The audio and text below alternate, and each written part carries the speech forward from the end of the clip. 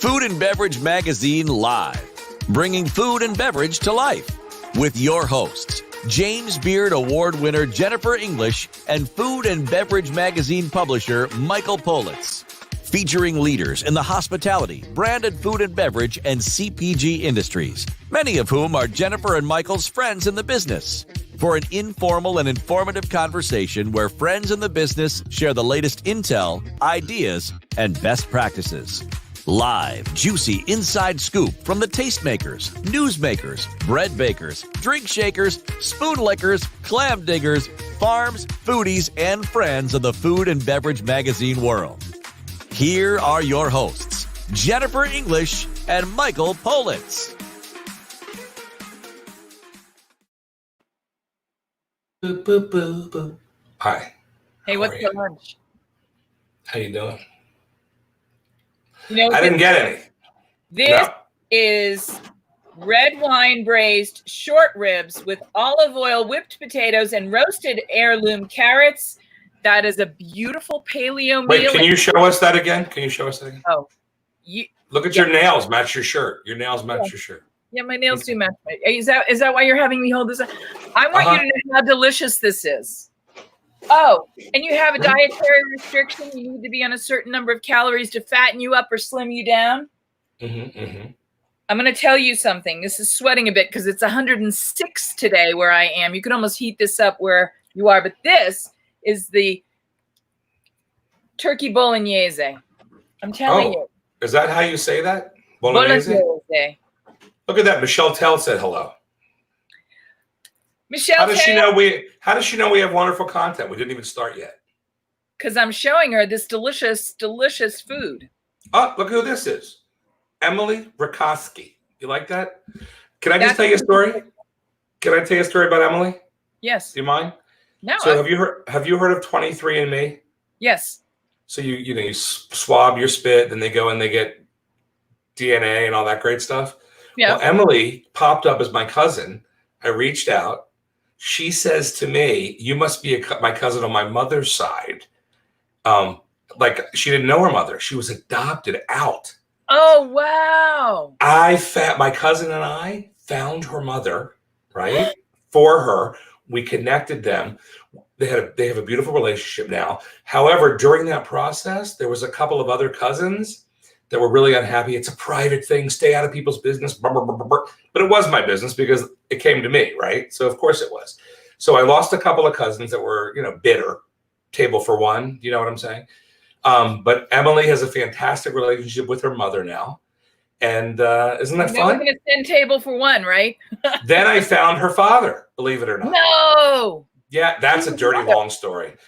That's a long look. Here's Emily. Amazing, right? Look, she's even talking to them. She is a physical trainer, and obviously she has the same tongue as her dog does, as you can see in the picture. Very interesting. She's adorable.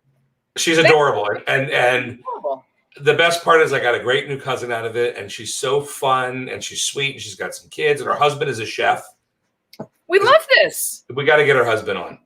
Because we kind of left him out. I wanted him out of this situation, right? This wasn't my chefy world. This was me finding her mom, whether her mom liked it or not. That was what I was doing. It was her mom's decision. And she just sort of like said, hey, here I am. It's cool. If you want to say hi, you can. If you don't, I'm cool. Thank you. I just need to know about my health issues. Right? Wow. So more importantly, because once you become a parent, you need to know, because what you're passing on, it's not about me. Look at this guy. Do you see this guy? Undisputed champion of the world, Jeffrey Fennick. Jeff Fennick is the biggest boxing star in all of Australia, right? The biggest star. What I'm going to do, Jeff, I need your help to become the best I can be in. Well, Jeff's in Australia, and honestly, he's a rough guy. He can send. Look, he's telling me how fat I am. I stop eating the great food. Yeah, but I'm the one who. And then he's starting with me. How did you find me? Like I'm stalking him. So Jeff is one of the greatest boxers that ever lived. Right. He trained. He's very close. I met Jeff with Mike Tyson. Jeff trained with Mike for a lot of years. He trained Mike for a lot of years. So they have a very, very strong bond. And he's one of the greatest human beings I ever met in my life. He is a love. Whenever he comes to America, the first thing he does is call me when he lands. One of my best friends in the world. I got to say, Jeff looks like handsome. a person who could inspire with his intention from the other side of the planet. And I'm just saying, yeah. You know, and Michael, before we even get in, because we have today is the CEO day. Today is the C-suite day on the show. We have two ginormous behemoth CEOs who are transforming the world of food as you know it. The future of food lies in their hands. We're going to knock you out today with how much access to the C-suite we're giving you. But I wanted to say to Jeff and to anybody out there, you know, I'm reimagining my life and reimagining my healthfulness. And I don't know whether I need to do a cleanse or I need to do more. I mean, I walk as much as I can. You know, I have some health challenges that put me in that sort of, you know, careful of the COVID status, but I will do anything. And if anybody has any ideas on how I can become my physically best self, because spiritually, I'm working, I'm good. Well, you know, spiritually, I bring you what you need. Listen, But listen, my wife just said no sugar and no bread. My inner Buddha is good. My outer Buddha needs a little less. Listen, Buddha. I'm doing.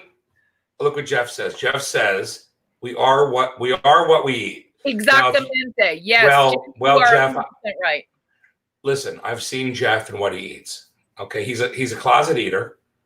He's a little chubby right now. He went through a very sick time. He literally almost died in Phuket.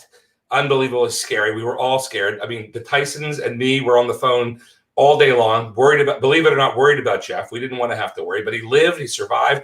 He surprised his eldest daughter at her wedding in Australia, and she thought he was going to be laying up in a hospital. Wow. In Phuket. Is that amazing? So I'm going to use this. But he is a little chubby. I want to say he's a little chubby, and he's how many thousands of miles is Australia from Las Vegas? Because I can say that because he'll never catch me. He'll never catch me. I'm going to see a punch coming in from stage left in your screen. Listen, I'm going to use that "you are what you eat" to jump into the conversation today with our first guest. Scott Harris is the CEO of a company called Deliver Lean. He's also, over the last decade or so, not only scaled but transformed what's going on in the world of meals. You know, we're talking a lot and have over the last month about ghost restaurants and how food service operations are transforming and changing the way that they do things. But not only you are what you eat, but food is your first medicine. But when we say you are what you eat, you literally have to imagine that everything that's in your bowl and on your plate, in your basket at the grocery store, or better yet, the farmer's market, or even better yet, your own vegetable patch in your victory garden that you started growing when COVID hit. Imagine anything you put in your mouth becoming your cells, your being, the atoms, the molecules of you are in that sandwich and that soup.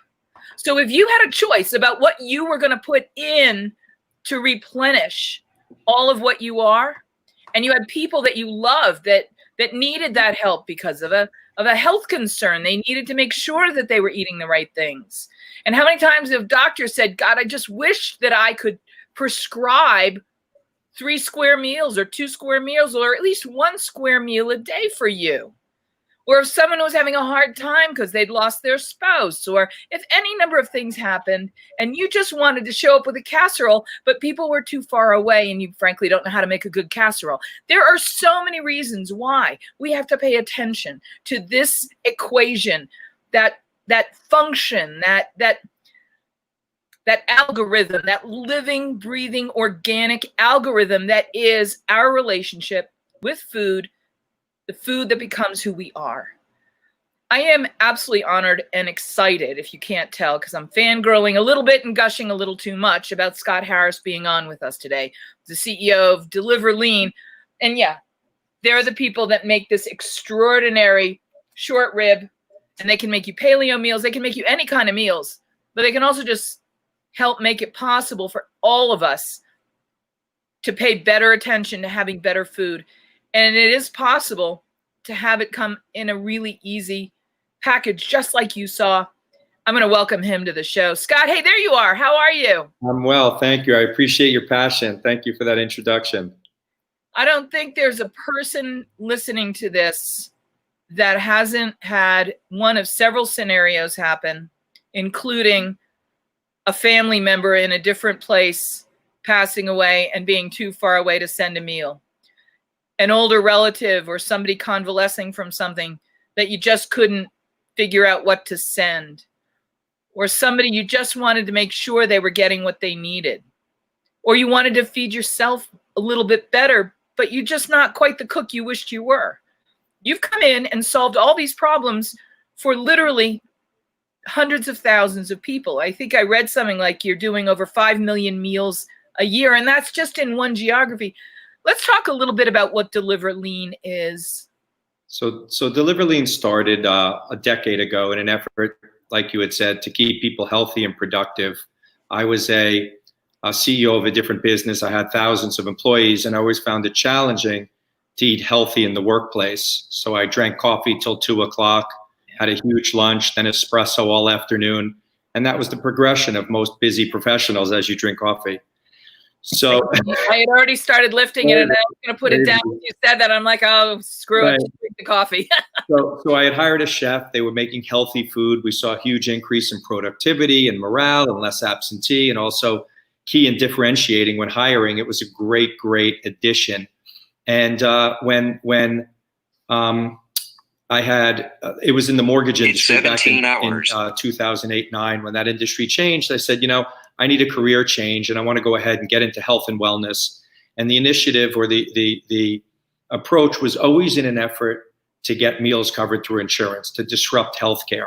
Yeah. So if we ate healthy and we went to the doctor less and took care of ourselves, why would we pay the same as somebody who frequented the doctor or didn't take care of themselves and were unhealthy? So I went in it with that angle: healthy, transparent ingredients, smaller portions, eat more frequently, and ultimately get great results.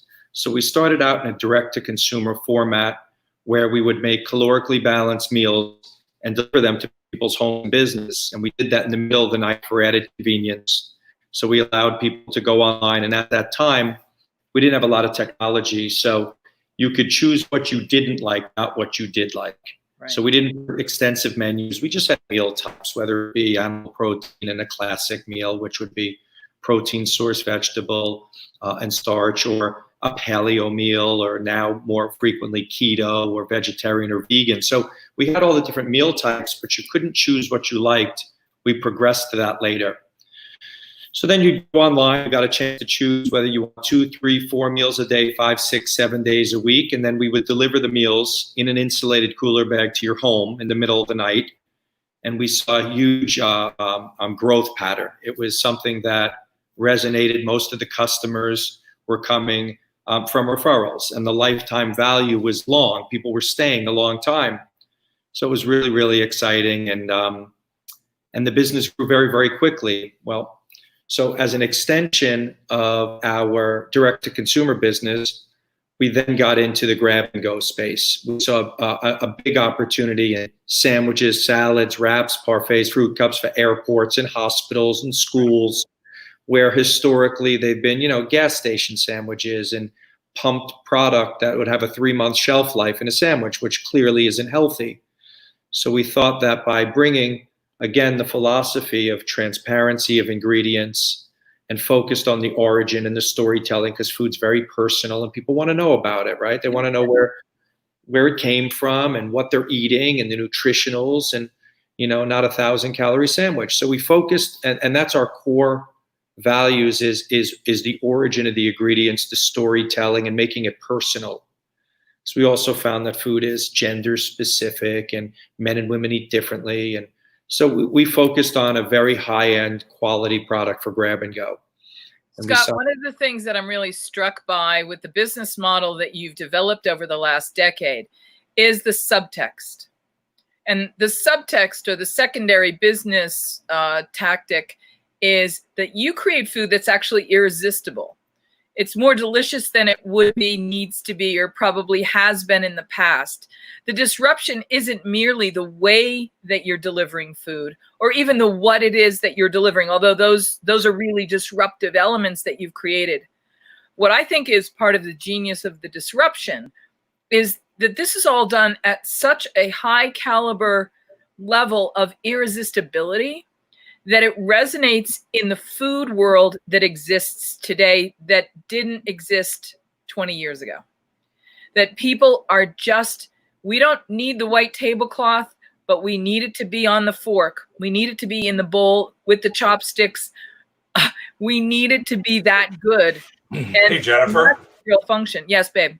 We just broke Deliverlean's website. Oh, I'm sorry. I went to go on there and it's unavailable. I hope you're kidding. I knew. Hey, doesn't matter. You're in an interview with me. That's why it happened. That's not okay. That's not okay. It's amazing. This is amazing. Jennifer, he's from Hollywood, Florida. I know. You know who else is from Hollywood, Florida? I'm a New Yorker that lives in Miami. You know who else is a New Yorker in Hollywood, Florida? Who? Adam Gaynor. Adam Gaynor from Matchbox 20. Adam Gaynor from Matchbox 20. I'm not lying. And Lauren Smith Fayella. And Karen Shear. Did you check your website? Keep going. Let's keep going. We're moving. We're plowing. we love our audience. Keep going, guys. Excellent. Excellent. Well, I will tell you that meal, just to say that meal that you're showing does not look nearly as good as it tastes. I want, if you could, so I was going to segue into the latter part of our business, which just started years ago. And again, it's the reason I started the business, was in an effort to make our meals get covered through insurance. Right. So that meal that you see there is a segue into our nutritionally or medically tailored meals for seniors. So what happened is 3 years ago, or actually 6 years ago, that's a business called Deliverlean Care, different website. I'm going there now. Deliverlean Care is a medically tailored meal business for seniors. So currently, if you get discharged from a hospital and you have Humana Care insurance, you go ahead and you get these meals because it was in an effort. These insurers know that if we feed people upon discharge in an effort to lower readmissions, 1 out of 4 seniors are going back to the hospital in the first 30 days because of malnourishment. And it's really sad. They can't take care of themselves. And it's an underserved industry where we were serving our parents and grandparents terrible food. So we looked at that space for a long time, and we decided, let's take the same principles as transparency of ingredients, focused on the origin of all the items that go into a meal, and give people hearty comfort meals that are relatable to our parents and grandparents. So we focused on Deliverlean Care, and it's amazing. That's amazing. So do you have like kishka platters and matzo ball soup and maybe a little bit of a stuffed cabbage? Not exactly. Yeah. Now that meal you see there is also something called cryovac technology. So if you show the meal again, show that again, Jen. Yeah, that's a vacuum sealed meal. Michael, the reason we're excited to have Scott on is because this is really breakthrough, revolutionary technology. So that meal that you see has all the ingredients. It's a braised short rib, so it has the protein source, the starch, the vegetable, all the nutritionals, because we are a USDA manufacturer, which means we have science and regulatory affairs in-house. All the nutritionals are correct. But when you heat that meal, and I'm going to go do that. Scott, keep going. When you heat that meal, it blossoms like popcorn used to do, and then it deflates, so it retains all the moisture. So when you reheat it, it retains all your moisture, and it has we'll call it a 14-day shelf life. So we can ship, a week or 2 weeks of meals at once nationally. Wow, that's exciting. Yeah. That's exciting. Very cool. So she's right now, here she comes back. Let's see what happened. I'll tell you is those meals, they poof like a Jiffy Pop. Yes. No. Scott calls that a blossom. It was a blossom. It could be a poof. Scott says they blossom. They do blossom.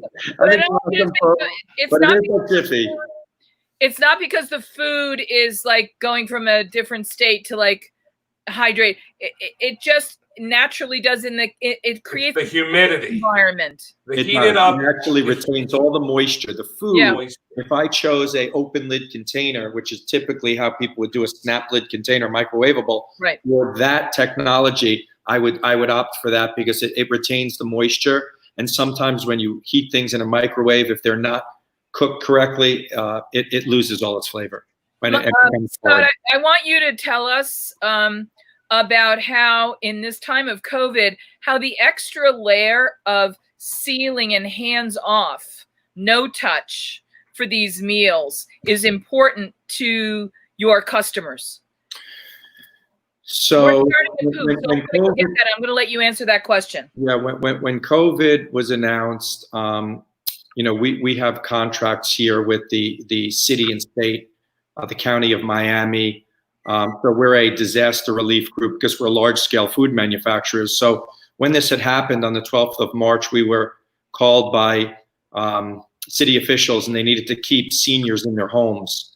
So we've been the food provider for tens of thousands of seniors each day. We've been producing between 30 and 70,000 meals a day and feeding seniors. So we have a lot of experience in what people like. And yes, to have these meals vacuum sealed and contact free, very, very important.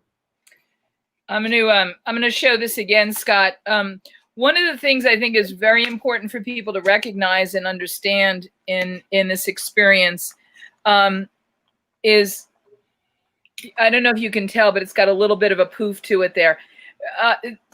This seems like something we've seen before, but the technology really is revolutionary. Can you talk about how reinventing something that existed and doesn't look particularly different is so pivotally revolutionary? So there are two reasons why you would vacuum seal a meal, and there's only two kind of technologies that people use today. Maybe third would be MAP,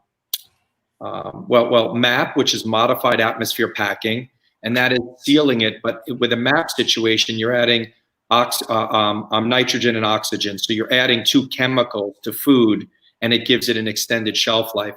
With that technology you see there, that's a cryovac technology. So it vacuum seals the meals shut.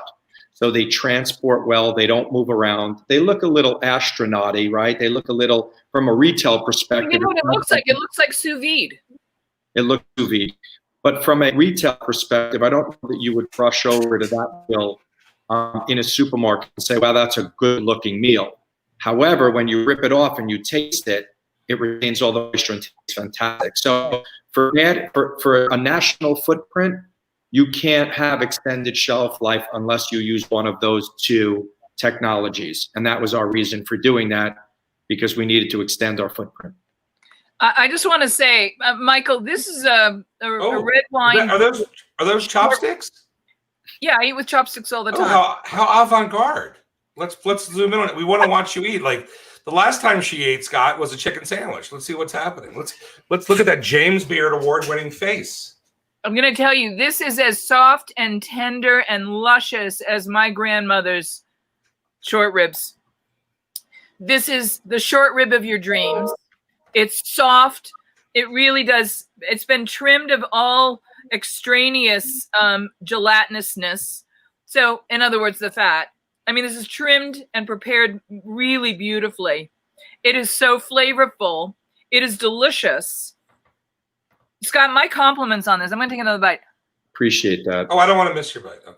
Wow, that's we want to bring restaurant quality food to people's homes. When you look at the convenience workplace or space, you have meal kits, and meal kits are mailing ingredients to your home. They don't necessarily simplify your life. They don't necessarily add time back to your life, because you still have, for those that don't want to cook, they have to cook those items and take them out and actually read recipes and make food. And that might be fine. But for those people that have a lifestyle on the go, may live alone, but want restaurant quality food, having it pre-portioned so that they eat more frequently and ultimately, get great results, this is a meal for you. But Michael, you and I both know that if you're a single person, you can't make short ribs for one. You can generally not buy them and get the same result. You need to have the volume. You need to have certain aspects of the technique. By the way, Scott, what is with these mashed potatoes? They're haunting, enchantingly delicious. What is the deal with these? I'm actually not exactly sure.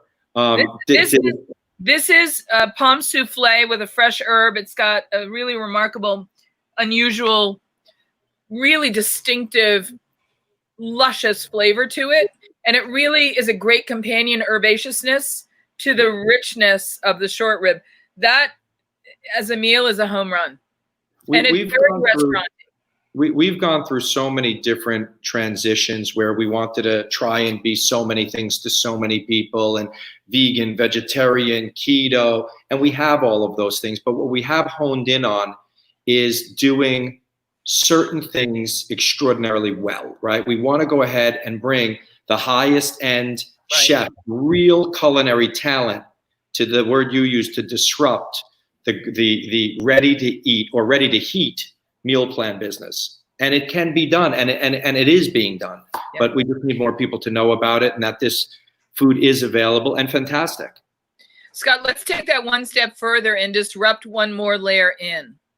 Let's leave that whole tableau where we started with this. And this is the reimagination of everybody's and anybody's relationship to food by switching one letter. We have a 2-letter word that most people like to use. We're going to go out to eat, or we're going to stay in. We're going to go out to eat, or we're going to make something at home and order in, right? It's that or word. But you add one more letter and use the and word. You've done something that lets us have this and that. I can eat at home and I can have restaurant quality. I can have somebody prepare this for me and I can have a hand in putting it on my table myself. So it's this notion of and that's going to be the ultimate disruptor, because this is not going to have any basis necessarily in the thriving nature of any restaurant environment. And as restaurants become more susceptible and less sustainable, given all these external pressures they're getting, and I had to rely on a restaurant existing to get this kind of meal before, and now I don't. To me, that's the ultimate disruption. Do you market, co-market with other, or co-brand with other restaurants and chefs right now for their products to move across the country? It's interesting. We've looked at that for some time, where we've met with and engaged with some celebrity type chefs with names. We've been a brick and mortar business because until we got this new technology, we were really regional. We were in 3 counties in one little state. We grew again very quickly. I think we made it look very easy, and there's been so many competitors, which is a good thing, which means that the business is viable, right? That there are so many of us that are doing this in an average job. Who can do it better? So we moved, and as differentiation, we became a USDA facility, which elevates your food safety protocols to a different level. And don't you have like 50,000 square feet of USDA space? Yeah, we have 65,000 feet, 300 people making food, 39 walk-in. It's something to see, right? Large-scale food manufacturing. So we went from, making food, delivering to people's homes, to grab and go, which is private label. So there are groups like Aramark, Whole Food, Brightline, national groups would be all the hospital chains. So we manufacture food for those groups, and we were focused kind of in different segments, where healthcare were hospitals because they were challenged and had, or hospitality because of overtime swings and occupancy spikes. So they reached out to us to do banquets for them. So there's so many different segments of large scale food manufacturing. And the most recent, and the one we're most excited, well, there's 2, which would be grab and go post COVID, because everybody wants this contact-free food, and you have and touch-free food. Touch-free food, and you have hospitality, which in Florida, right, where we reside, is really challenged with bringing all their employees back. They believe summertime they're going to see between 6 and 10% occupancy, where 40% is break even, and they're going to jeopardize their guests' experience by not having the food or the room service. So they're reaching out to us and saying, could you create a grab and go menu for us that we could provide for our room service, in room, and the beach and the pool? So that is one aspect of the business we're very, very excited about. And we see a big increase in inquiries and people that want us to make food for them. And the second is the senior meal business. I have a squillion questions. And Michael, I hope you're as excited about talking to Scott, because as far as I'm concerned, out of everybody we've talked to about the future of our industry, the food and beverage hospitality industry, I think he has, and you may say this is a 10-year overnight success story. This is a success story that isn't going to ride on the back of COVID to its success. This was success on the way to success. And I really do believe this is the future of food. But one of the things that we talked about, remember a couple of weeks ago, we had the CEO of Tuttenauer USA on. And they're a company that does sterilization for surgical tools and dental tools. And the CEO, the president, held up a package, Scott, of a knife, fork, and spoon in a sterilized package that didn't not look like this, only in a clear plastic. And we were imagining what else is going to come in that kind of vacuum sanitized kind of format for us. And that's what you're offering. And when you're telling me that when I go to the airport, but when I also go to a hotel, in an airport, I'm very happy to have as much clean as possible. But frankly, it's a Russian roulette. You're walking through an airport, anything's going to happen. But if I'm in a hotel, and especially a nice hotel, and room service comes with that extra layer of that kind of protection, I'm gonna feel pretty good about that. And what you're saying to me isn't just the food side on the health side; it's the food side on the true F&B hospitality side as well. Yeah. Yes. It's an interesting time, and again, you have to be creative and innovative when things like this happen. What is the future? Where is this going? And I think that to produce large amounts, which again is an art form, to do this anybody can make 1, 2, 5 good meals. Can you make tens of thousands of good meals? So it's it's supply chain, it's logistics. It's making sure you can get the food where it needs to be. It's the cook chill, right? Temperature abuse. How is the food handled through the entire supply chain? And it's a lot. It's not. It's different. So Scott, when you're in the business of what you're doing, how important is like the medically controlled weight loss business going to be important to you? And then how is the medically supervised weight loss world? And then how is just the I want to lose some weight world going to factor into all of this? It used to be much more about diet and weight loss, and it's kind of transitioned to just about, good food prepared correctly. And I think, again, if you limit your portions and you eat smaller more frequently, no matter, you ask 10 people about a diet, everyone, intermittent fasting, or you need to eat keto and cut out the sugar, everybody's got an opinion on what works for them, and people talk about blood types. But if you eat smaller portions and you eat more frequently, you're going to get great results, right? So when you had asked about seniors, historically they have nobody's really looked out for them. The food that they've been served is frozen food, and there's nothing wrong with frozen food. However, the frozen food that they've been served with the piece of bread and the powdered milk, it's wasn't irresistible. Awful, right? So when we looked at the space, and we looked at it for a long time to figure out how to disrupt it when people are paying $1, $1.90, or $2 for a meal to feed a senior, and then the argument where if it's healthy, it's got to be expensive. So we focused on fresh, good ingredients, but also meals that are relatable to a senior. Not quinoa and couscous meals, but hearty meals that you're seeing there. So we focused on because most people didn't grow up eating farro, or most people didn't grow up eating quinoa. So we tried. They didn't. No, They didn't grow up and they didn't have caviar and seafood platters on their tables every night? No, our parents didn't eat sushi. No? That's weird. Not really. No. Hey, where did you grow up? What was your food tradition? Like, what are you? I grew up in New York. I grew up in New York. I'm from Westchester, Scarsdale, New York. And Fancy. I've lived there most of my life. I moved here 15 years ago, started delivering almost 11 years ago.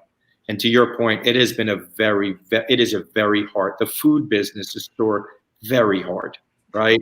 To make meals and deliver them to people's homes for $9 and to do that in scale, very hard. Yeah. Because you're constantly dealing with churn. You're signing people, you're losing people. You have to, no matter how good the food is, you constantly need to be adding customers. So to do it regionally, the footprint's not big enough. We needed to scale nationally. Yeah, Jennifer, any questions for Scott? Yes. Well, I wanted to know, and see, Michael Politz is our CEO, and I was teasing him today saying, I've got all your brethren on today. We're going to have like a big C-suite meeting, and poor Michael, I don't usually let him get a word in edgewise, but I'm turning to him because he really is the guy who does the master planning of our universe, because he's thinking from 50,000 feet, and he's the author. Scott will send you one of these. Do you have this book? No, but I would like to. And I don't know, I'm sure you already subscribe to Food and Beverage Magazine, but Of course. one of the things that Michael does particularly well is he understands from a really human standpoint the intimate relationship between people and food. And I think when you tell us that you're heading national, do we have timetables for that yet? So we're doing it today with the senior meal. We actually ship that food nationally today. With the sandwiches and by the way, the grab and go site is GRBNGO, grab and go. And that is a site, that's a business to business site where people go online and order from portals, and then we bring them to businesses. So that's GRBNGO. But we are national today in the senior meal business, and we're going to be moving to national on the direct to consumer, the meals that you see in front of you. Yep. For non-senior, for regular meals, near term, next 60 days. Let me tell you this, Jennifer. Let me tell you this. I want to tell you that Scott doesn't even realize this. He is on the cusp of greatness right now. Right now. Do you know that every casino has taken out their employee dining room and they put these little marketplaces in for grab and go, right? And a buddy of mine owns a huge vending company who does most of it out west from the Mississippi, right? He does Nevada, California. But he puts together, he owns a big vending, so they have machines and everything. But they also have these serve yourself. Smart food. Marketplace. Yes. That's he builds rooms. Swipe the card. He builds rooms, right? Rooms of this stuff. And I mean, I went to his warehouse and he has like 3 different styles of rooms that you can go in and go. Exactly, and they go into hotels. They take over for all the employee dining. They're like, here, go eat sandwiches. Go eat that. Here's your card. You have this much loaded on your card. It's cheaper for them to do that than to have these big employee buffets and all this great stuff. So I know it's super. That website's not working. So I know it's super successful, right? It's a great new business model. And Scott, I can connect you with Matthew. So we here in Florida, we are partners with Aramark, and they do exactly what you're speaking about, these unattended micro markets, smart cooling. Micro markets. That's it. Scott, you've heard of this before. Micro market. Do it. So unattended micro markets, basically they're in large corporations. They convert your break room. They're unattended. So there's no that you walk in, you take your credit card, you swipe it, you can touch anything. Yep. And then the door opens, you take what you want, and it's smart in that when you shut the door, it knows what you took. It sends us all, so it's unattended. It sends me an alert as to what's missing, and it could go ahead and it identifies expiration and discounts products approaching expiration. So it's really smart.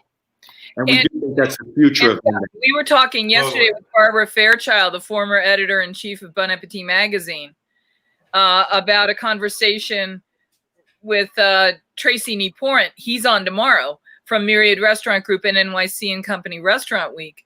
And we were talking about this idea that the old-fashioned automat, the horn and heart art automat from our childhood, you might remember this, could be the next thing. We were talking about how in Asia, the vending is going to do that. And this micro markets are going to do the same thing. so many dimensions of what comes next ultimately rely on there being really good product, and you are at the nexus of all these intersections with what you're doing at Deliverlean. I appreciate that. Scott can also co-pack for people at some point, right? Yes, There's going to be guys out there saying, you know, I'm a successful restaurateur, a very famous guy, and I want to get my products out across America, right? So there's that whole co-packing world. It's a whole other world out there.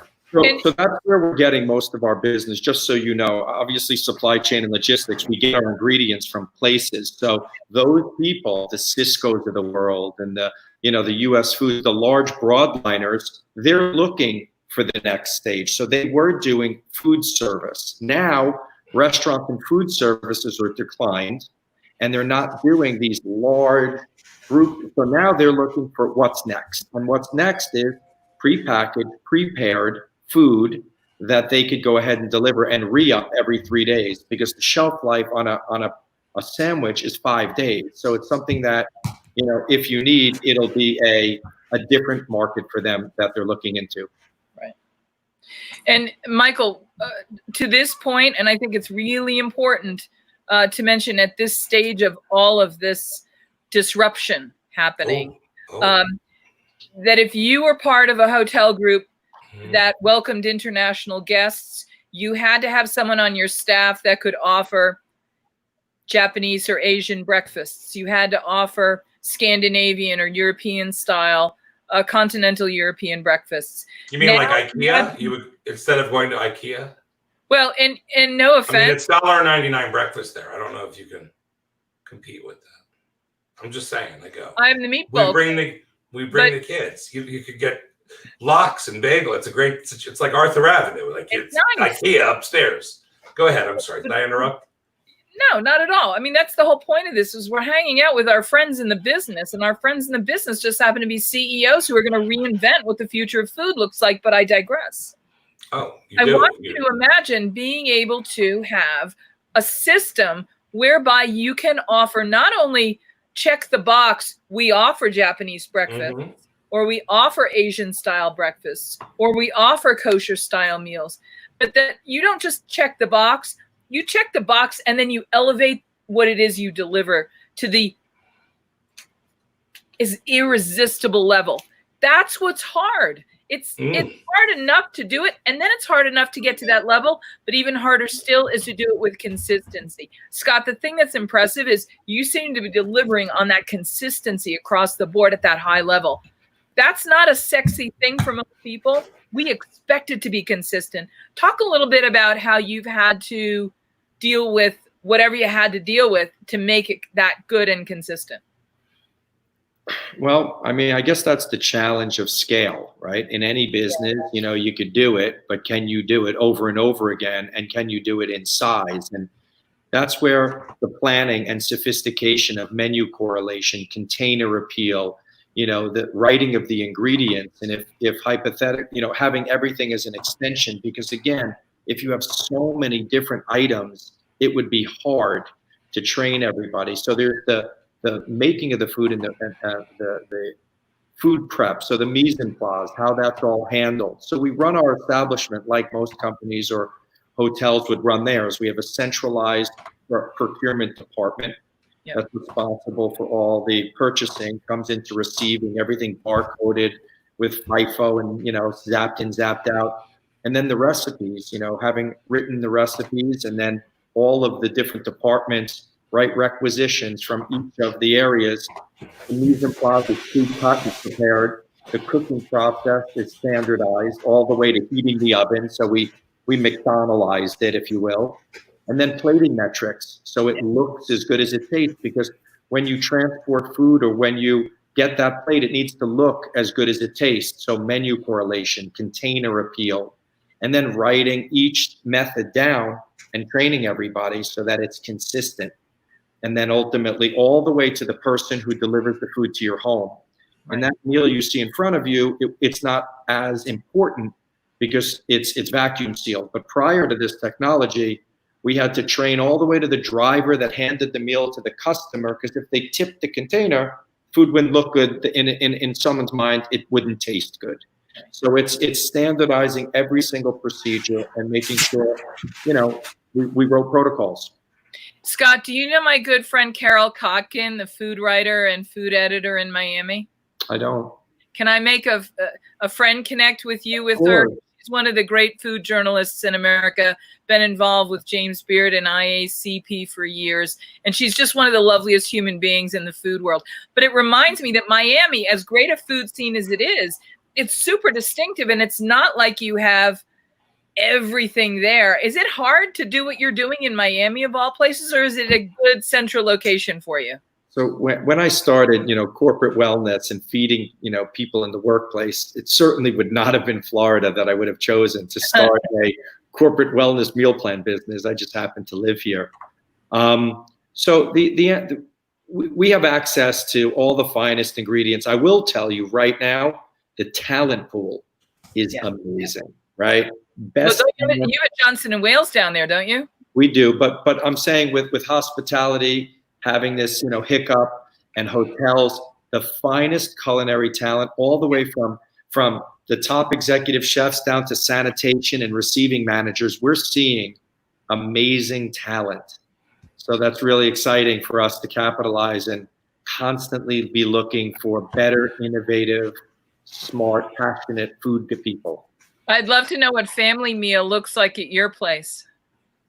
Right. Well, right. Bring the guys in. They make great food.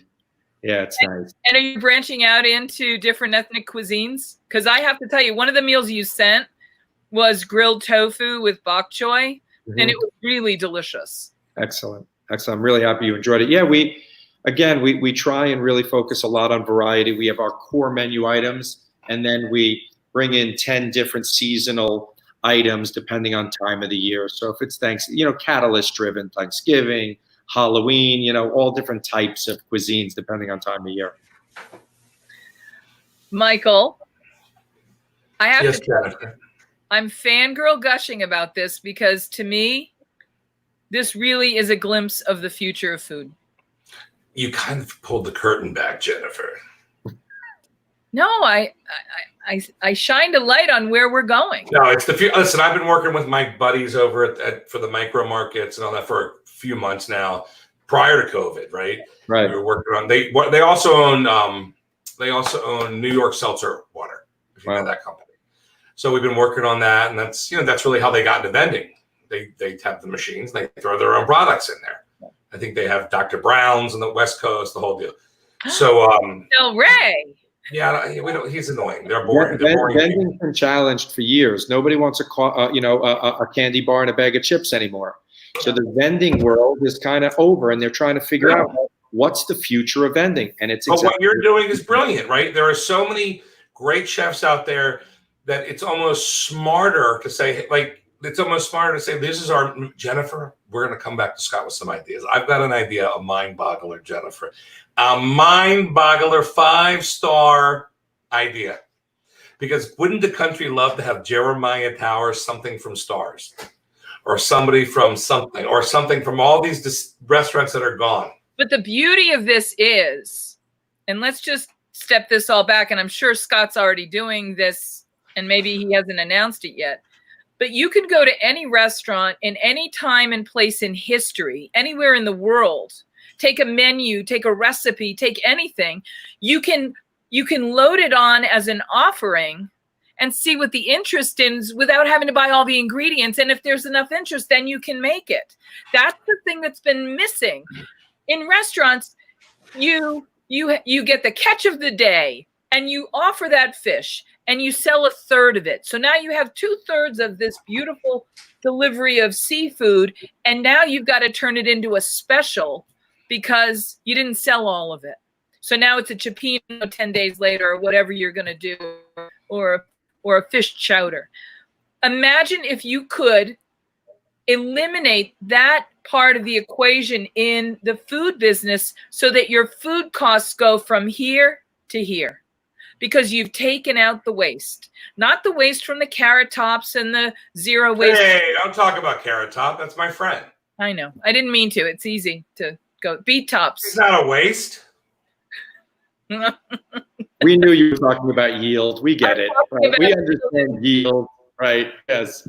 How do you not see what Scott's doing and not immediately think of all the ways? If I'm a restaurateur, if I'm an operator, frankly, this is a chapter in that book that in the second edition, because this is where it all goes. I'll tell you, to both of your points, a huge challenge being an entrepreneur is about staying in your lane. And that's the hardest thing, because we'll talk tonight. You guys start to think about, hey, we should have chef inspired meal plan, and we need to bring in this. And I've thought about that too. And then I start to, move in a different direction. And it's easy to do because it's so exciting. There's so many angles for food once you can produce it in large scale and have the licensing to ship it nationally. Because if you do ship food or put someone else's name on it and sell it to someone, it has to be USDA and FDA inspected. And once you get into that world, then you have traceability, recall. I mean, it's science and regulatory affairs, tear weighting. If you walked in, I know everybody's COVIDed out and wearing masks, but we've been wearing masks and jackets and gloves. And you walk in, everybody's in a Martian suit. It's so very is different. Jennifer on her off days. Listen, Scott, remind people in the top 100 markets in the country, leave the top 5 markets out of it. Most cities don't have 5 or 10 USDA facilities. And not in ready to eat, right? They might have it in like frozen food, right? Because you could do that, or make one item, yogurt or something. But to have many different ready to eat with all the different allergens, and people don't understand how sophisticated you need to be to run a government plant with listeria and E. coli and walking through foot baths and checking over. It's major. The amount of swabbing in between every allergen. So if I touch dairy and then I move into chicken, everybody has to wear a different color. It's very involved. And if you see at the bottom of my identification on the screen, it says Mrs. Spices. USDA has such specific regulations about how to keep your spices and where you keep your spices and how you label them and how you blend them. And I mean, even something as simple as the seasoning for a finished dish can throw your whole world into a costly reorganizational redesign kind of a thing. I mean, it's really astonishing.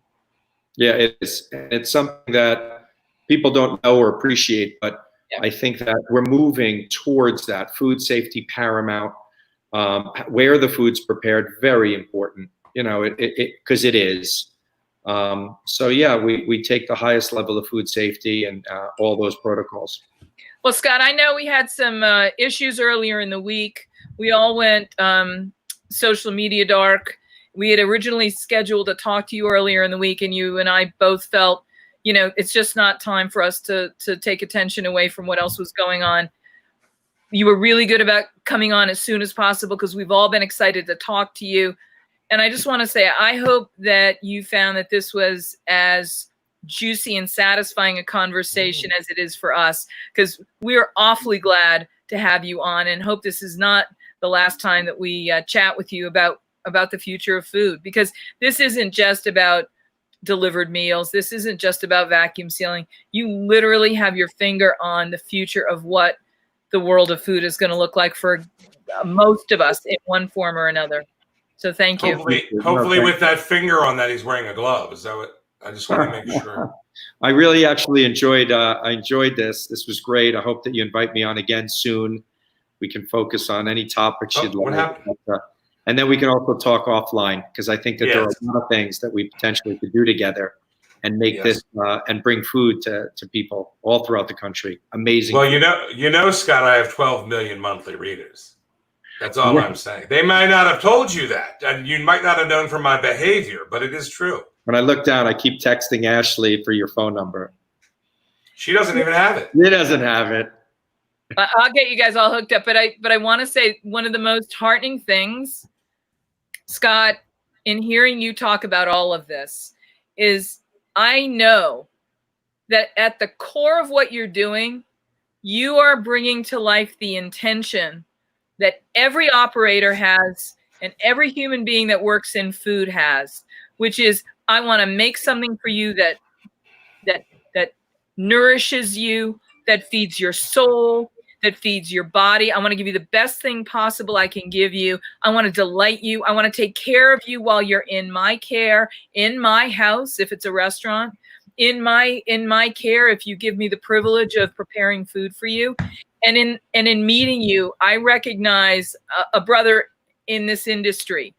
I can see in you somebody who really has the intention to make beautiful food for everybody you guys are making food for. And to me, that is the most heartening thing. Yes. This to me is about the intention with which you cook the food. And I have to say, thank you for that. I appreciate that. You were very nice, Jennifer. And he gets that you got to tell a story about it because it's our personal stories. It is. It is. And it's important. So I just want to know when you're going to start doing pies. Pies. Pies? What does he look like? I'm coming to my office tomorrow. Like apple pie, like. I'm going to walk into the office tomorrow and I say to everybody, I got great news. We're now making pies. They'll throw me out the front door. No more. Right. All right. Thank you, Scott. I'm going to quiet Jennifer down now. She's getting way too carried away. Just send her an autographed picture and we'll be fine. Will do. Thank you so much, guys. Right, he's like the Tiger Beat of food, right? I know. What do you think? That Sean Cassidy? What are you doing? You're like, woo! I love you. I know. That's how you're acting. People are like, who is that? Who's Sean? Who? All right. What do we got up next? Let me just, before we go next, I know he's been in the green room, even though it's probably not green in his room. Is he here yet? Kevin, he is here, of course. Did you not read your private chats that I sent you while you're talking? I've been paying absolute attention to my guests. I want to show you the new issue of Food and Beverage Magazine with Post Malone. Hello? Have you heard of Post Malone? Yes. He's a very popular singer. Wow. I don't know why he tattooed his face like that. If I was his father, I would. And his father's in food service. His father, I believe, runs the food for a big, something in Texas, a big stadium. But he has interest in a new wine called Maison Number 9. So that's all. I just wanted to share that because I thought that was. Let's bring on our next guest. So the man, Kevin Kelly with two first names. Hold on. How about the man with two first names? Can we just call him that? No, because I'm from Boston, and Kelly is always a last name in Boston. And it's one of the best places to eat in all of New England, Kelly's roast beef. And there he is. Look at this. He's not. Look at this. Hey, and Kelly in Boston is always spelled Y because EY is Protestant. See? Welcome, Kevin Kelly. How are you? You have to be very careful with Kellys in that sense, especially if they've still got the Irish connection. So, the Whitey Bulger. Right, he means the Whitey. You didn't want to know that. The Whitey Bulger connection is what he's We need to know everything. So Kevin, we have this entire day devoted to the CEOs who are reimagining the world of food, have been already doing it pre-COVID. And it turns out that the things that you do as a normal course of practice in business, the way you think, the way you do all of the things you do, are something that is going to have a role in the future of our food world. And I got our CEO, Michael Politz, excited because I won't say this. We regularly have CEOs, but we rarely have a show where we have all CEOs like we do today. And I'm really honored to welcome you to the show. And I'm really eager to have you tell everyone in the audience about Emerald Packaging for sure, but where we are in time and place in food from your perspective. Wait, let's ask him where he is because I like the view. I mean, it's a beautiful trees out there. It's Union City, California, and I'm sitting in my office. See, he's in California, Jennifer, so he's not sweating it out like us out here in Nevada and Arizona. Well, actually, it's 90 degrees here today, so for us, this is really bad. I know it's not 120 or something like that. 90 is still, it's hot. Yeah, it just freaks us out here. So, but it's falling to 66 tomorrow, so we'll be happy again in Northern California. Oh, well, that's quite a gauntlet throwdown. I mean, I was listening to the previous guest, and I'm like, oh my gosh, this guy is doing amazing stuff. And you were rightly excited about him and his ideas and his products. So it's a tough act to follow, but I'll certainly try. It is. So Emerald Packaging, we basically make packaging for the produce industry. So you go to the store and you buy those pre-made salads, everything from pre-made salads to one head lettuce, iceberg lettuce in a bag. And I'm not sure who buys iceberg lettuce anymore, but we sell. I do. Okay. Okay. Oh, there we go. Thank you, I should say, because we make about 300 million of those bags a year. Wow. So it's still a really thriving market. We've been around since 1963 and have about 250 employees. We run around the clock, 362 days a year. Wow. I don't know that I can think anymore about the future or even the recent past, because everything for the last 11 weeks has been either COVID or a riot or something like that. And how you respond to those things as a corporation and try to be creative about taking care of your employees. As far as I'm concerned right now, I run a public health agency with 250 clients. So this is definitely a different conversation for me these days. Jennifer, I think he needs to say who his clients are. All right, because I just want to say, I'm looking on his website and I'm like, probably everything in your freezer is emerald. I can tell you that right now. Yeah, he touches Green Giant. Yeah. Green Giant, Dole Frozen, Taylor Farms, Dole, Fresh Express, all the players down in Salinas. Grimway Farms down in Bakersfield. We are the produce packaging company in the country.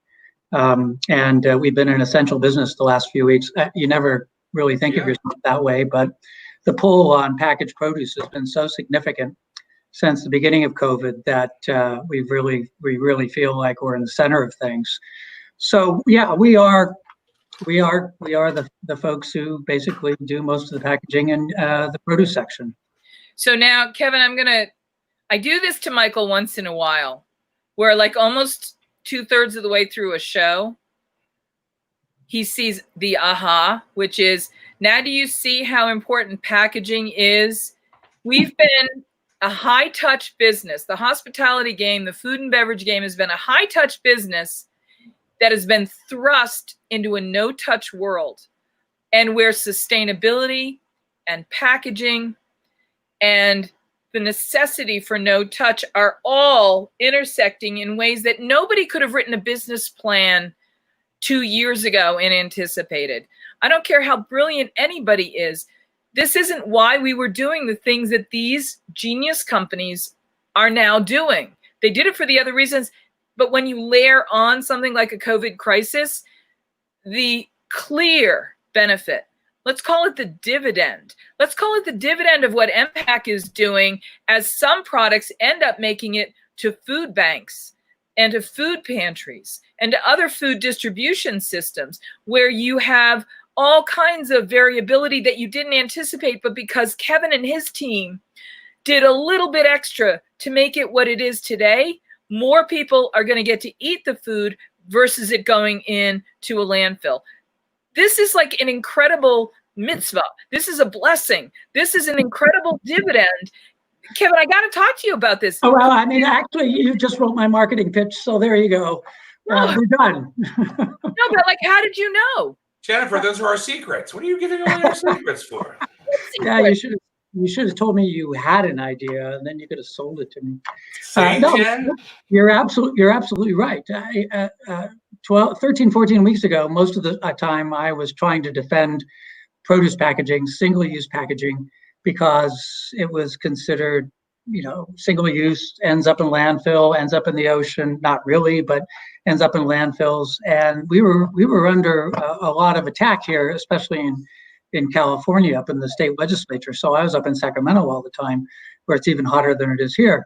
But that really has changed with COVID, of course. And suddenly people are worried about, someone else touching the produce in a store.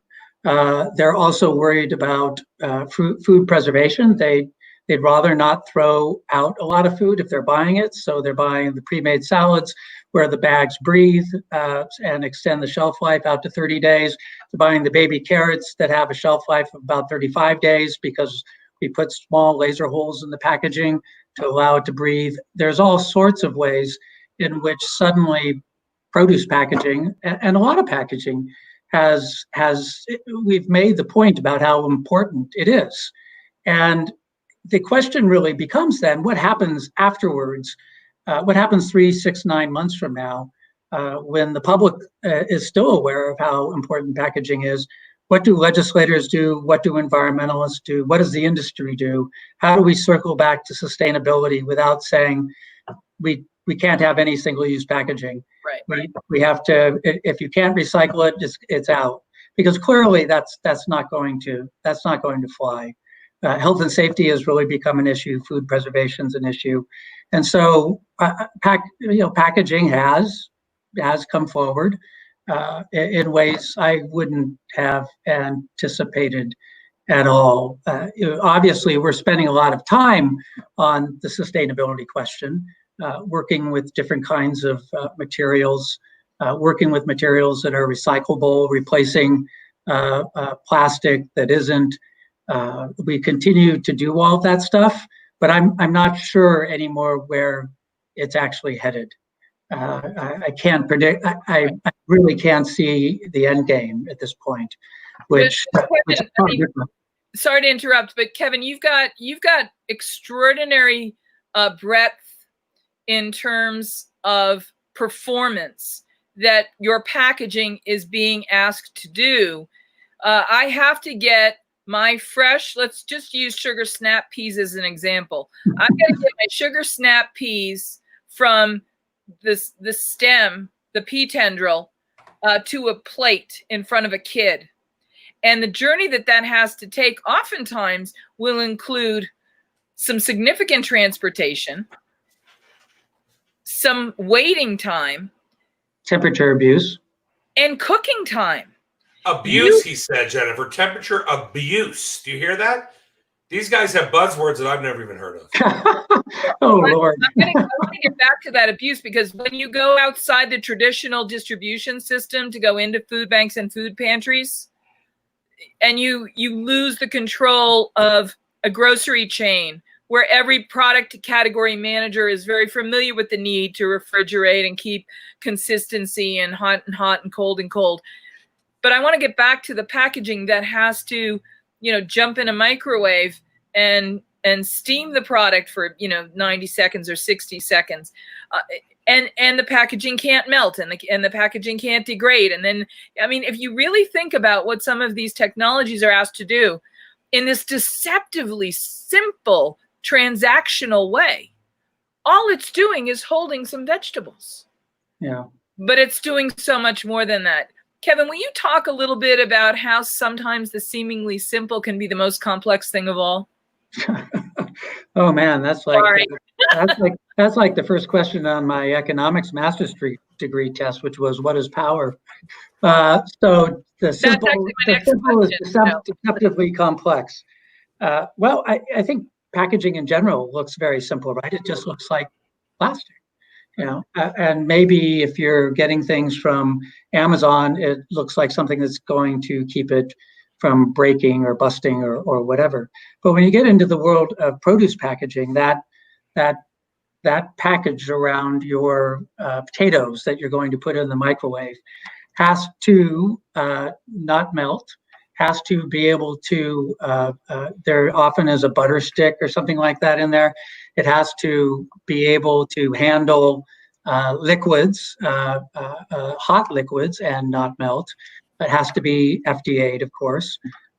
Over on the salad side, you look at those salad packages; they just look like they're just salad packages, right? But if you don't have the right oxygen to carbon dioxide ratio inside the package, that stuff's going to rot. And so this is when you go into the store, it's far more complex. Even iceberg lettuce, those bags have little holes punched in, and that's to allow for some breathability. all these things extend shelf life. All these things extend prevent food waste, which of course is one of the main contributors to methane in the atmosphere, which we always try to educate people about. So we're also about obviously those little simple, deceptively simple packages are there in part to prevent food waste and help the environment. Kevin Kelly, what is power? No, I'm kidding. Oh, yeah. No, I was a Marxist back then, so I don't know what I am now. So I don't know how I'd answer the question. So, I want to talk. Let me ask him a question. Yeah, please. Have you had a Cosmic Crisp apple yet? no, I have not. I haven't either. It was the biggest news in the world, right? In January, we were like, "Where we're gonna get them," and now we don't even know where they are. Okay, that's all. I just wanted to know if he had one. That's all right. That's all right. He may be friends with Mary, our friend Mary from United Fresh. Mary Cope. Oh, yeah. I know a lot of the United Fresh people and the PMA people. We've been active in those organizations for years.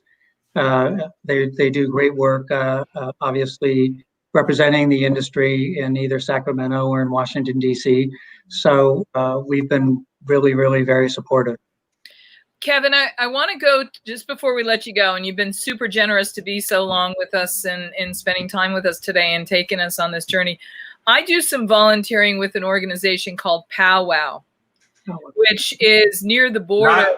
Not Bow Wow, because Bow Wow is a different operation, right? This is Produce on Wheels Without Waste. Produce on Wheels. Wow. They made that into Bow Wow? Powwow? POWWOW. And it's one of the many programs that exist. This one is run by Borderlands Produce. And where I'm at right this second is near the border town of Nogales. And a lot of produce flows through Nogales, Arizona. And a lot of product ends up in the packaging that you manufacture. Mm-hmm. And whether it's companies like Green Giant or we have other companies, Eurofresh, the tomatoes. When you go into a store and you go to a store that doesn't orient itself around a produce department, let's say like a Trader Joe's, where many of the items that you will find there actually come in some kind of packaging. Right. Begin to realize that the nature of the old-fashioned greengrocer has changed. Mm-hmm. And when we go to the farmers markets with our plain brown paper sacks, that were sexy about 12 weeks ago, but you can't deal with today. Yeah. And our reusable bags, which really are going to have to be reimagined yet again. Mm-hmm. We realize how dynamic and powerful and beneficial this kind of simple, humble category is, but it's absolutely essential to the produce business. And I'm going to make the point that as important as water is in every part of the agriculture business and the vegetable business and the fruit business, before it gets into the stage where Kevin and his company come in, his product sort of takes over for water and is the water of the product in the distribution chain. I mean, it's as essential and fundamental as water is. That's so beautiful. Well, we also regulate the amount of moisture in the package. A lot of times the package is set up so, like with carrots, to retain the moisture in the package. Yep. So, we are still part of the water chain and the moisture chain. You're absolutely right. We do take it over, but we're also part of it. Yeah. Anyway, I think it's completely cool. And is his name on all the bags? Do you have Emerald MPAC on the bag? We have our what do you call it? A bullet, if you will. It's EM and then the job number. Of course, we don't want to get in the way of our customers, marketing. So we market ourselves subtly. We'd like to know, Kevin, because when we look at our bag of Brussels sprouts, we want to see the EM, and then we can go, hey, we know Kevin. Yeah, well, the Food Beverage Magazine family. I'm often worried that I'm going to get thrown out of the produce department because I start taking apart bags to see if they were ours. So that's a hazard of the trade, getting tossed. We don't want no counterfeit bags, Jennifer. Do you hear me? Yeah, we don't want no bags from China. No coming out of China. No bags. No counterfeit EM bags. That's right. Absolutely. Kevin, have you worked at all with Farmer Lee Jones out of Ohio? No, have not. We'll have to make that love connection for you. No, that'd be great. I'd love to. And actually, I'll look up your organization and see how we might be able to link into it. We do a lot of work with charities here. A lot of it's with education, but nonetheless, we also do a lot with produce and companies, organizations that need produce. So I'll definitely look it up this afternoon. And even before the COVID, we had long lines of people recognizing that these kinds of programs, Borderlands does a really amazing job. And Ricky and the team of people that are there running it, they go from location to location throughout the state. Big trucks show up at a church or a school. Volunteers step in to distribute the food. People line up, and for $12, you get about 70 pounds of fresh produce. Wow. Wow. And this is in addition to the food bank and the food pantries. Where we really need to focus this attention is on, at this time when so many have lost jobs, when organizations like the Boys and Girls Clubs that had been a source of good nutrition for kids, now that school's out, they're not getting their meals. I mean, there's a lot of need out there. And for every hour that your packaging extends the life of a product, someone else eats. And for that, I have to say, thank you for putting in the extra effort. Well, thank you very much. It's a different take, but it's actually true. So thanks for saying it. I do really appreciate it. And I hope we'd love to get you involved in the powwow. Well, definitely. Your stuff's already there. I mean, is it powwow.com? How does it? I'll send you the link. You and I will connect offline. I have a little chat here. I'll give you mine. But everybody knows my email is spiritskitchen@gmail.com. Okay. I'll definitely look. I'd love to have this conversation continue. Kevin, will you keep us in the loop and let us know how we can continue to tell the story of what you're doing and reimagining the future of our plant-based world? Yeah, absolutely. And I think as the sustainability questions come back, that'd be a really good point to have a conversation. I mean, right now it really isn't on anybody's radar, but it will be in 6 months, 9 months, a year. So it'd be great to circle back then. Yeah. For sure. And we'll have the answers for them. And I have to put in a pitch for my blog, which is you can link to on our company website. So I post a few times a year. So definitely, if you want to read it, we'll scroll along the bottom. What is it? It's the blog is Musings of a CEO, and of course www.empack.com, empack.com. I just posted something 15 minutes before I came on, and then linked it to LinkedIn, and that always is a frustrating thing for me. I have no idea how the technology works. So, but I love people to read it and get a little sense of what we do. Before we let you go, what's your favorite vegetable? My favorite, carrots, undoubtedly. Carrots, my favorite dish is, and this is bad, but carrots with butter and honey. So, it's. Let's ask him the question about the garlic, Jen, that we had. Okay. So the chopped garlic that comes in the containers, the plastic. Right. Do you do those too, or no? No, we don't. Okay. So you may not know. In the pouches, yes, but I just saw garlic in a bottle last week when I was at the store, and that's new. I mean, the nice thing about that, of course, is it's already peeled, and I don't have to get my hands smelly. Oh, I like that. No, I use the chopped garlic in the jars, but I'm wondering how long it's supposed to stay in there, how long it can last. Jennifer says 2 years is too long. I wouldn't be using it after 2 years. But people use spices after 2 years. Frankly, I think, Kevin, we've got to get you in the spice business because they've got to be reimagined altogether. Well, I would love to be in that business. Trust me. We've looked at it over the years, but we've been so busy. I mean, who thought sugar snap peas would be in packaging? We've been just so busy, moving along with our customers that really haven't had time to look at other markets. So do they make those? Do they make those fresh? Because I always buy them dried out with seasoning on them. You know those little snap pea things. no, they make them fresh. Yeah, definitely. I'm just kidding, Kevin. I'm just kidding. It was a fat I was joke. about to say, you've got a magazine with 12 million readers. You already know all this stuff. Do you know what recipe I made this week, you guys? And I'll tell you this, because the sugar snap peas and the English peas, they're kind of overlapping in a little bit right now with the first of the season peaches. And so I do, I just do a really simple recipe where I take English peas or sugar snap peas, whichever you prefer. And I just very quickly saute them in just a tiny bit of butter in a pan with salt and pepper.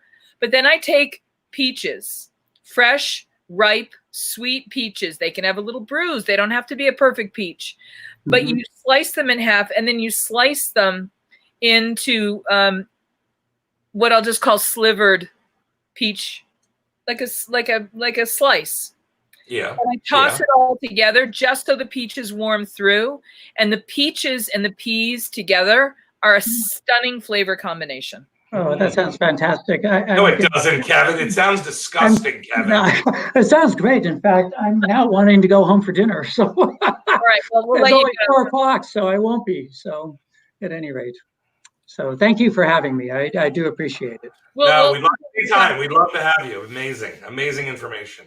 Well, thank you very much. Thank you. Yeah. Wow, huh? You Who know, knew one guy made all that stuff? Can I just tell you, I feel like I've done my job when at the end of the interviews, you say wow. And you say wow more often than you realize at the end of where we get with things. I do? You must say wow. I didn't know about what Kevin was doing. That's kind of like honestly, if you go through the supermarket, I guarantee you 90% of those bags are his. Easily. This guy. Easily. Yeah. That's exciting. I looked at the website. I'm like, what? Green Giant? What this? What the? Oh, God. And do you like how I tie the guests together? And it was a miracle that it happened this way because Scott was supposed to be on earlier in the week, but he was meant to be on today with Kevin. So I jigged things around. Well, that's incredible, Jennifer. And we end up with the show we're supposed to have. Jennifer, you're one incredible lady. I can't take it. I wear my granny glasses today. We love your granny glasses. All right, so tomorrow's a big one. Why don't you get some rest? Well, listen, you know who's on with us tomorrow? Yes, we all know. You've told us 15 times. This is another situation we're having right here. Yes, we all know. NYC and Company restaurant. Why do I feel like George Burns right now? Talking to his wife. Gracie. That's right, Gracie. That's what I'm thinking. I don't understand. Everybody, please stay safe and well. And when you get home, if you're not already home, hug your kids and count your blessings.